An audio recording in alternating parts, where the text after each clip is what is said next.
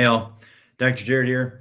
Proud to be coming to you with our Raising Healthier Families um, event. So, a couple things about this is first of all, none of us are perfect. For those of you that are parents, grandparents, fun aunts, uncles, whatever. That's why we said tips for trying to raise healthier families, because there is a reality that all of us know certain things that we can do to be better. Some of us are better at certain things than others. But what I would challenge you with today, and that's one of our goals is for this event, is to share a bunch of different information and have you pick what you think is most necessary or easiest or whatever you would say to implement. And so a couple of concepts that I just like to share. First of all, if you're not doing it, there's a high likelihood that they're not going to do it. There's a leadership principle that states that if you want to see the people you're leading, so in this situation, your children, grandchildren, whatever, they're probably only going to do it 80% as well as you're doing it until they decide to make it part of their identity, and then they may over time embody it or lead it better than you do. But for especially younger children or even starting to go into adolescence, what you do, they're more likely to do. And there's a bunch of research studies that show, for instance, if you eat healthier food, they tend to eat healthier food. If you exercise, they tend to exercise. If you go to bed earlier, they tend to go to bed earlier, things like that. If you drink more water, if you don't drink Diet Coke, whatever it might be. And so, you really get to decide, are you going to be the one that changes the way that your family lives or improves the way that your family lives? Like, you truly get to decide. They say all the time, your children might not listen to what you say, but they somehow become very much like you, and I'm too young in parenting to say if that's 100% true, but I do feel like either professionally or just in the being very observant in life, that often tends to be the case. So we're talking about how to raise healthier families. And, the second thing that I wanted to say is, if you want to see if you really feel like you are trying to raise a healthier family, look where you spend your time and look where you spend your money. So is it on screens? Is it outside? Is it on travel or sports, or is it on healthier foods or vacations or whatever? And nobody's here to judge. It's simply a self-check. A lot of times people will flat out avoid the self-check because they don't want to know the reality. It's kind of like, I would argue certain things. There's many of the people on here would believe it's amazing how many stats aren't stats anymore over these last 4 years, when there were just certainties that those healthy people were natural immunity wasn't going to work or whatever you want to say. So we'll leave it at that, but it's something to think about because there is just a reality. Our current healthcare system, they would actually more likely call it sick care. Now, there are times and places for modern medicine. In fact, life-saving interventions. In the last couple of years, I have been to the ER on 2 different occasions, not for myself, but for family members. And I am incredibly thankful at the emergency care, the response, the testing, even the drugs that are administered to save lives. Additionally, when we talk about necessary surgeries, I have one of my children, my middle son.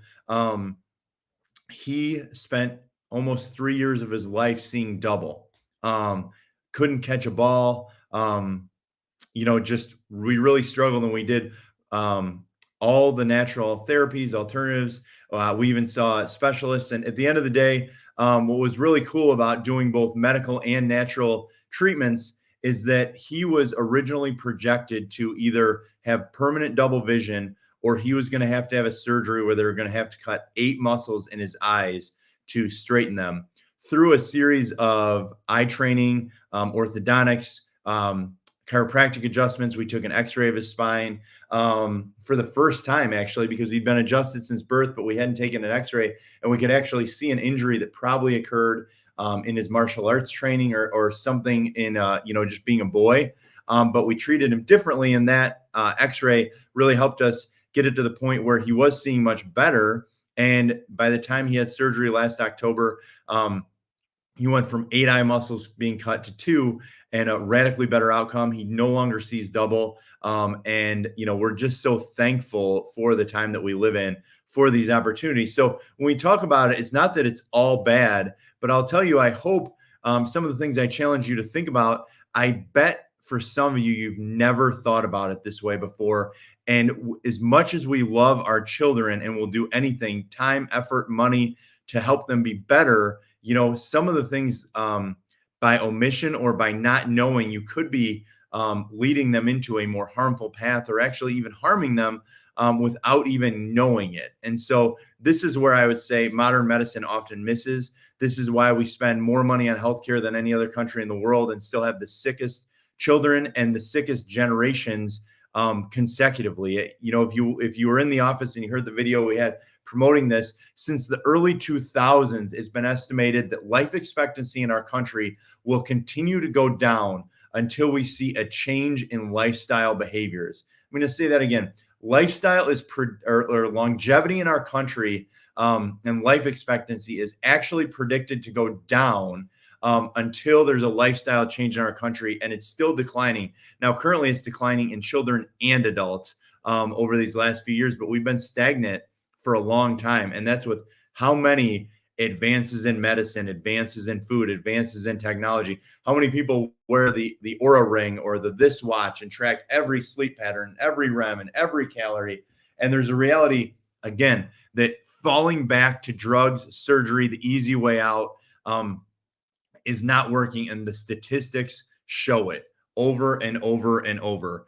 And so I'm going to go ahead. I think some of the things we're going to share might seem simple, but I really just want to, I think sometimes we need to know the pain of what we're doing so that we can make the change and make a more long-term change. So I'm going to share it in this slide. If you can't read it on there, it says the flaws in our healthcare system.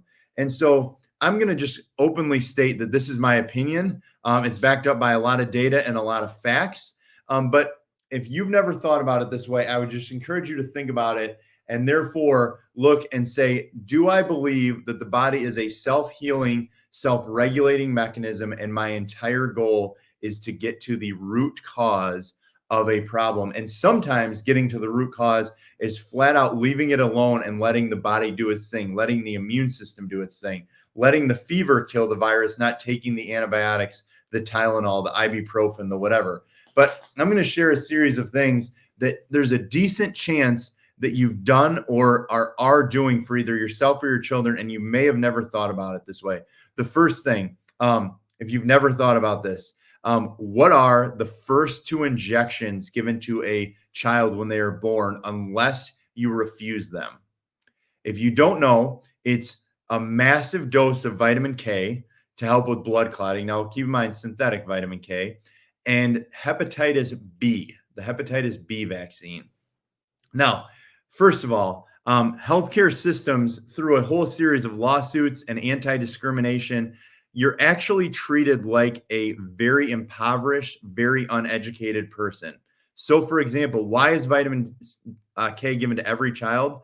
From what I can gather from the doctors and the data, with having 3 children in the hospital and having the hospitalist insist on talking to us that we knew that we were making a quote unquote bad decision by not getting the vitamin K injection, is that the mother did not eat healthy during her pregnancy. And so the child is so deficient in vitamin K that they would therefore not be able to clot and could bleed out and die or could have brain aneurysms or so on and so forth. We could spend 30 minutes on that discussion alone, but that's the simplicity of it. So if you're a mom that ate healthy, took your prenatal vitamins, and tried to build your body so that you could build the healthiest child, the vitamin K shot was probably not necessary. And here's the thing, that high a dose of a vitamin actually can cause side effects, including over blood clotting or hemorrhage in the brain. So it actually has side effects, not at the same rate, but it has side effects of the thing. So a healthy person may want to avoid that. The second one is worse. Hepatitis B is a sexually transmitted disease. So that would mean that mom or dad was actively non-monogamous during the pregnancy and specifically at the very late term of the pregnancy. And therefore, even though you're tested for it several weeks before you deliver, that you have a sexually transmitted disease, and therefore you're passing it to the child. So if you're like, no, I just assume my doctor knew it was best for me, and this was a transmittable, disease. No, it turns out that it's assumed that you're cheating on your spouse when your child is born. Like, there's no ifs, ands, or buts about it. It's assumed you're actively cheating on your spouse. And the most common person to have hepatitis B is a prostitute. So not like your neighbor, like the worst, we could go on. So if that alone doesn't wake you up, maybe not every vaccine is good for your child. I read a book for my dogs that talks about how while vaccines previously were thought to be so beneficial, more vaccines are actually showing to cause more harm and more autoimmune conditions in dogs. So you should select which ones you think are necessary. Again, if you brush your dog's teeth, they say don't use human toothpaste. It's too toxic. It's too toxic. It's going to harm your dog. So, I mean, how is it not toxic for humans? So again, sticking with healthcare and raising healthy kids, heavily fluoridated toothpaste, all the vaccination, the tripling of the vaccination schedule. If you want a great podcast, Joe Rogan and Robert Kennedy Jr., podcast number 1999 for the Joe Rogan podcast, talks about how since the tripling of the vaccine schedule, autoimmune conditions in children and adults have gone from 6% to almost 50%. And again, we're going to get into that more later. And it's not saying you should or shouldn't. It's just exposing your mind. Now, if you take medications, if you personally, or if you give your child a medication, did you know that there is simple, fairly low cost genetic testing for people that can look at if your genes, if in your genetic makeup, if you can metabolize certain drug classes or certain drug types. And in fact, as this data is coming out, we're interviewing suppliers, and we are planning on within the next 3 weeks being able to offer one of these genetic tests so that you can look, if you or your children are on drugs, you can find out if that specific drug class would be more harmful to you, or if you were going to have more side effects from that type of drug. And this is something that's flat out not done at doctors' offices, and there's no reason for it. The next thing, something to think about, if you're on multiple drugs, the side effects of drugs themselves, 9 out of 10 are silent. So again, 9 out of 10 drugs are silent. And so, when you think about that, that means that you don't know if you're having a side effect in your body.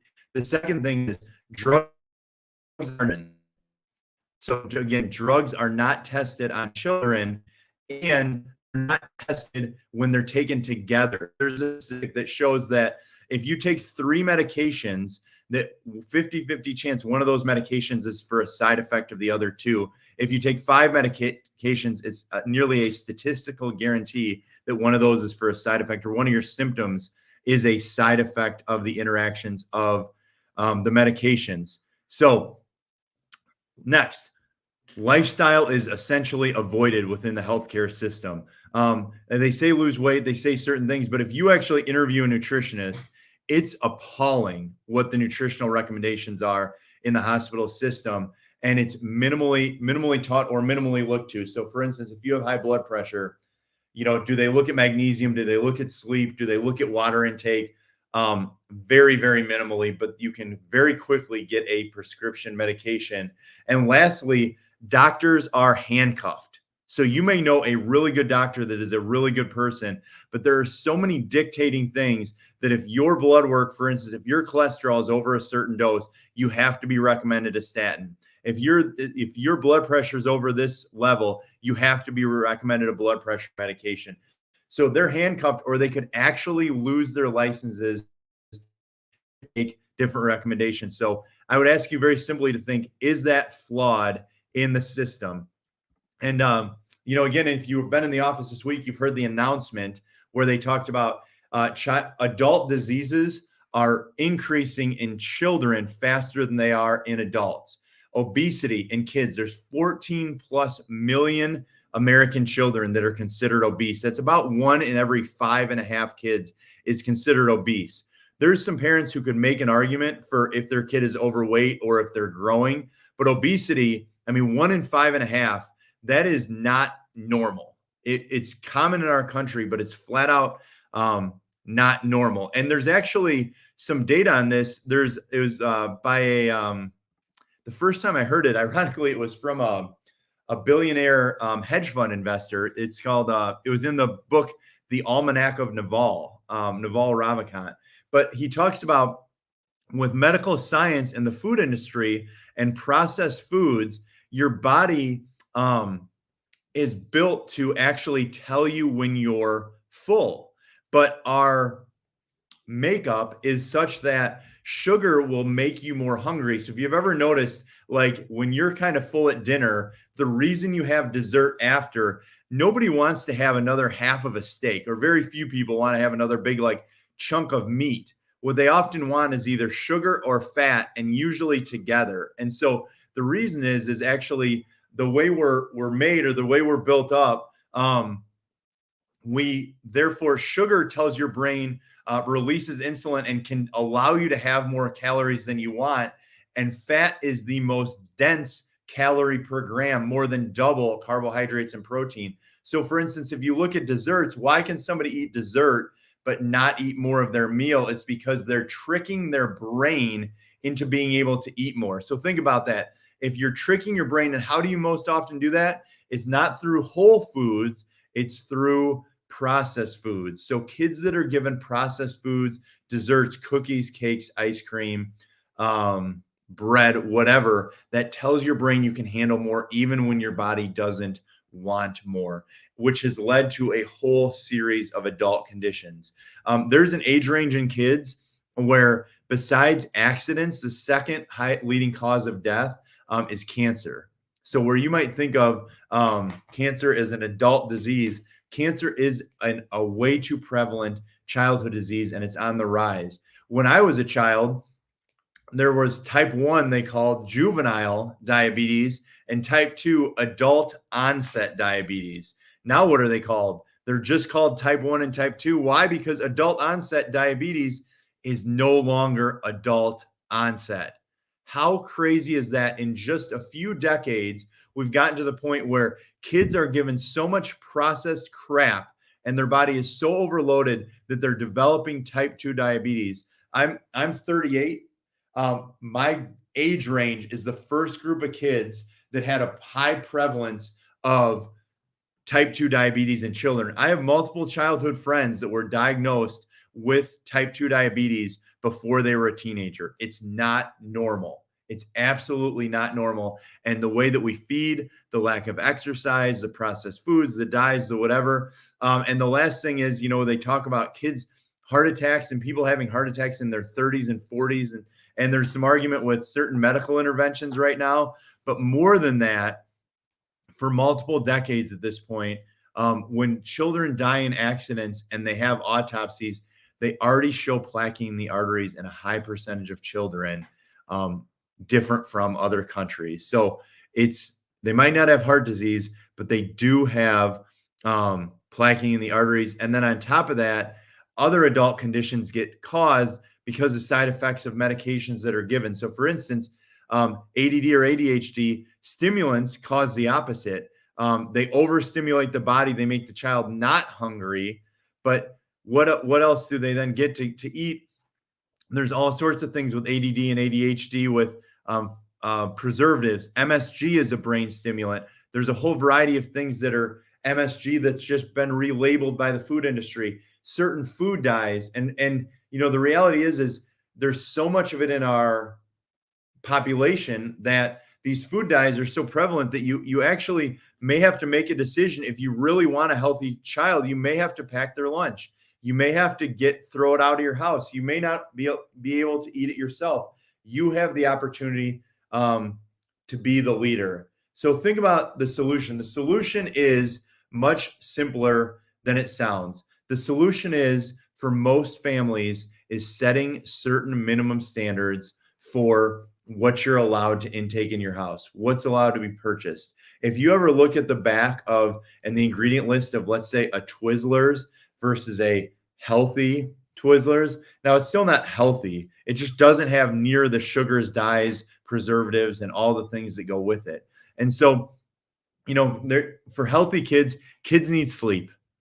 Kids need enough sleep. That's one of the things in the book on sleep that we did just 2 years ago. We talked about how sleep and sleep quality for children affects their hormones, affects their mood, affects their learning, affects their growth.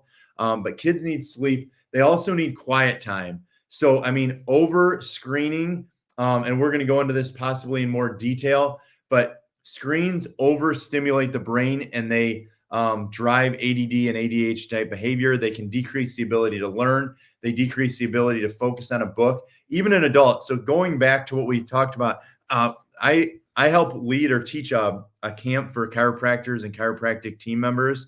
And we've had over the last 5 years, I've interacted with for personal development over 500 people. And one of the things that's been amazing to hear an increased prevalence, because I've actually been going to these camps for about 15 years, is, oh, I just can't focus on a book. I just listen to it. Did you know that might be true, but it's true because and so it's true because of this. It's true because of what you're watching right now. When your brain is chronically overstimulated with a lighted screen, it doesn't know how to calm and actually just focus on reading a book. It is a skill just like everything else. We're going to go through nutrition. We're going to go through neurology. We're going to go through detoxing, exercise. But I really would just ask you to think about, for example, as a starting point, how much sleep is there? How much sleep does your body or is your body getting? How much sleep are your children getting? Typical childhood diet. Here's a couple other, I'm going to say, statistics that we all need to look at. So a tip for assess or keep a food journal. What do your kids eat? How much do they eat fast food? How much do they get fruits and vegetables? Do they take a real multivitamin for kids? How many times do they eat dessert? How many treats do they get? There is actually a reality that children do need more carbohydrates in general than adults. Why is that? They need it because they're growing. They're making more cells. They're learning. So their brain needs more glucose. So kids do need absolutely more carbohydrates. But here's a couple of statistics from the data source we got. 1 in 3 kids eats fast food daily. Now, most fast food, when it's qualified, is not even safe for human consumption when it's looked at. It's literally so poor for your body, so processed, so low quality that it's and deemed, depending on what you're eating, not safe for human consumption. Yet 1 in 3 kids eats fast food daily. Additionally, just under half of children, it's estimated that they don't actually eat a fruit every day. Think about that. They don't get a serving of fruit. And so here's what it comes down to. When people are trying to eat healthier or lose weight, like if they look at our eating plans, or if they look at paleo, or if they look at, all these different things, if you looked at your plate and divided it, you need fruit, vegetable, protein. Now, there's other arguments that you need a heavier meat-based diet or heavier this or heavier whatever. But let's be realistic. If we just want to be simple, if you don't want to do a ton of research on food, if you look at your plate, is more than 80% of it real food, meat, vegetable, fruit, or you could say carbohydrate, vegetable, meat, something like that. You need protein. Many humans, especially kids, don't get enough protein for growth. Most of them get way too many simple sugars and not enough nutrients. And you need nutrients for growth of your brain, growth of your body. You need nutrients for both. So something to assess. Have you ever taken an assessment and looked at what do we eat in a week? A real assessment. What do we eat in a week? So if you're thinking of action steps, an action step that you could look at is what are we eating? How can we change it? How can I prep food? And one of the things that a lot of people say is my kid won't eat that. And believe me, I have 3 kids at home. I get that your kids might fight you, but I will also say, one of the best things a person told us about, we used to call it, they called it a no thank you bite, regardless of age. I know I have a 40-year-old friend right now who currently does no thank you bites, and he does it based on being a picky eater. For a very long part of his life. And I asked him, he's lost like 60 pounds. I'm like, hey, what in the heck happened? Like, what made you change? I've watched you refuse for almost 20 years. And he switched from a police officer to a nurse, and he's an ER nurse. And he said, I'm watching people my age come in with heart attacks. I was like, yeah. So you're telling me that there are a large number of people coming in their late 30s and early 40s with heart attack or heart attack like events. And he's like, yes. So I'm like, so what are you doing? And he said, I am eating exactly what you told me. I'm eating a bite of a food 6 weeks in a row, and I'm adding a new fruit or vegetable every week until I have a wide palate. And why is that so important? It turns out that for most foods, your body will develop, it will actually adapt your taste buds to them if you eat them 6 weeks in a row. So if your kid doesn't like oranges, but you have them eat one piece of an orange, especially if it's multiple times a week, but once a week for 6 weeks, in theory, there's a high likelihood that they will develop an affinity for starting to develop taste buds for oranges. And the longer that you do it, the better off you'll be. And the same thing is true for adults. So if there's things that you typically don't eat, I'm not a vegetable eater, I'm not a this, I'm not a whatever. Really dive into the recipes that are listed in the comments on the website is listed in the comments on our website.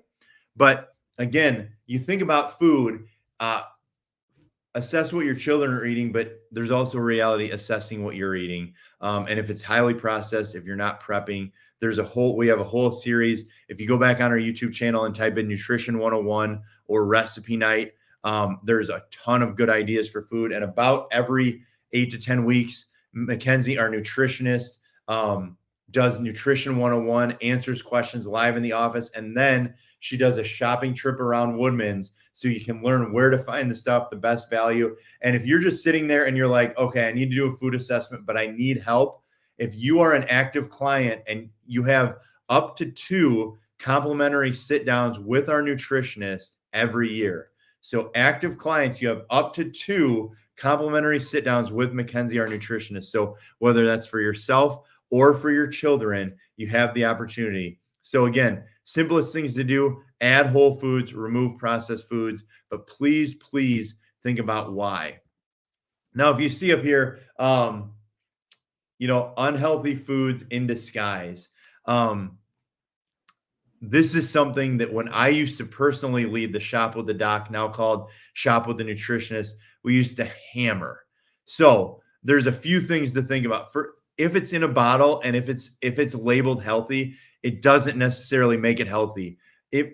Even talking about this, I personally am having a visceral response with the disgust I have for the food industry and the overall FDA decisions of what they allow to advertise as healthy. You can advertise things with no trans fats, but they can have up to half a gram of trans fats per serving size.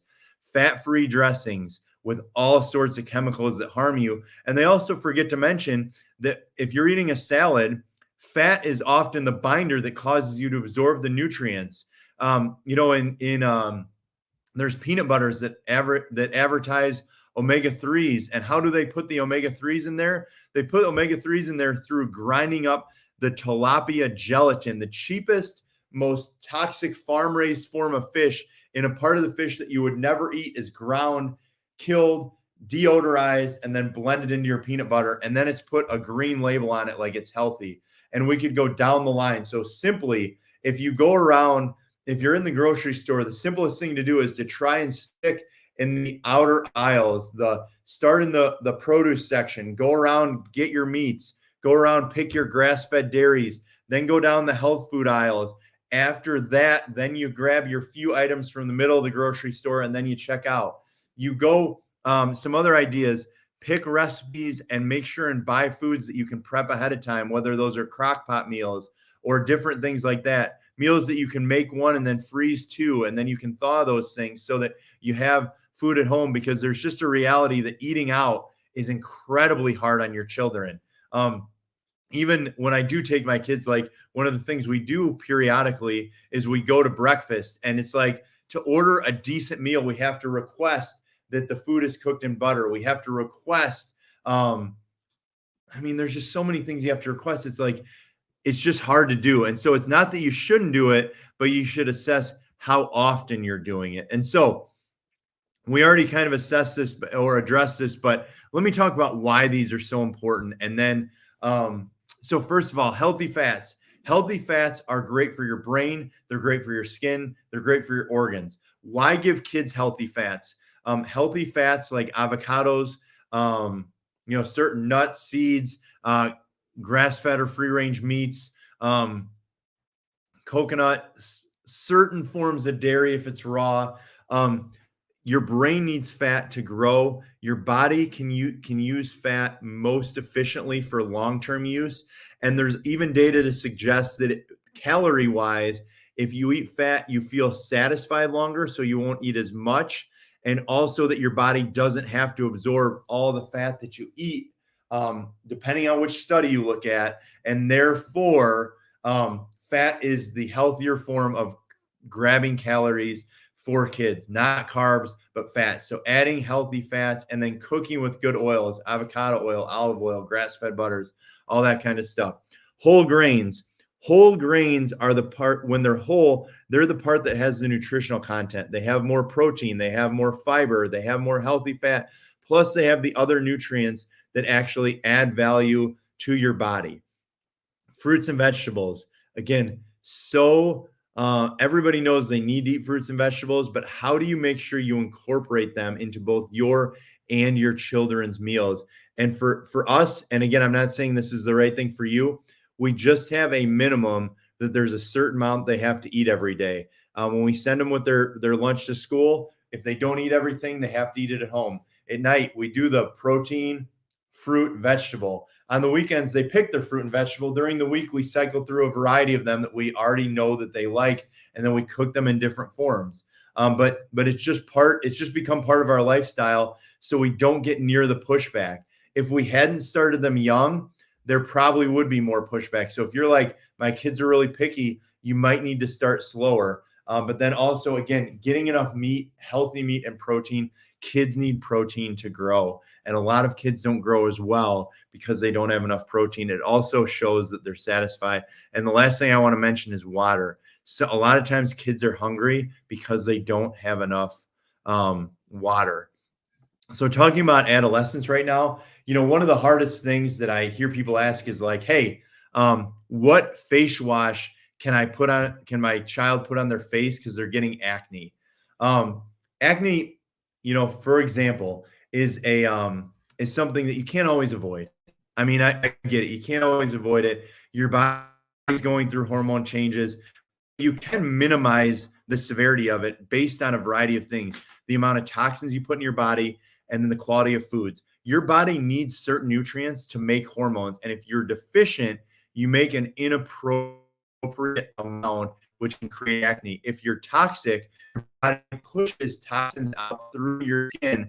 And because it pushes toxins out through your skin, you tend to have more acne. So when people say, what can I wash it with? It's like, that is the last thing. Not that you shouldn't use a healthy face wash or something like that, but it's what you're putting into your body in most cases that causes that. Same thing, whether it's regular and painful periods, all the stuff that comes with puberty. And so, one of the ways to have a healthier puberty is to have a healthier childhood. And so, I know just even for many of you watching this, there's lots of active clients who have kids at home, and just the amount of volume of children's multivitamins itself, I can tell you, not as many families as should give their kids multivitamins on a daily basis. And I want to say, oh, maybe they come from somewhere else, but multivitamins are useless. It's been argued for 90%. So most of the gummies, the Flintstones, all that crap. Most of them are absolutely useless and possibly even harmful. There was a study done almost 30 years ago showing just the net negative on vitamin and the food colorings and the sugars that work. And so, part of help puberty is sure they eat right, exercise, get vitamins that they need in their body so that when they start making these hormonal changes, and here's going back to like medical stuff, what's absolutely amazing is that not discussed, it's frequently not recommended, but you're having irregular periods, we'll put you on birth control. Are there side effects of birth control? Well, sure, you radically increase your risk of all sorts of hormonal-based cancers, specifically breast cancer. Oh, sure, it's if you're a Christian, or if you look the Catholic Church, they actually teach this in their pre-marriage seminar about genetically selecting the right mate or deselecting. I mean, there's all sorts of stuff when you throw synthetic hormones into your body, and yet there's so many things that can be done with no side effects, but it's not even discussed medically. So this is where you become the answer for your family. This is where you become the one. You become the change for your family. And by making these changes for yourself first and then encouraging family members to do the same, you may have to embody this for months or years before you have family get on board. But you doing so has the opportunity to change your life, your family's life, your children's life, and the course that you're going on. So mystery word is hyphenated today. It starts. That's the mystery word for today. It starts. We will be back with you on Friday for part 2. Hope you all have a very blessed day.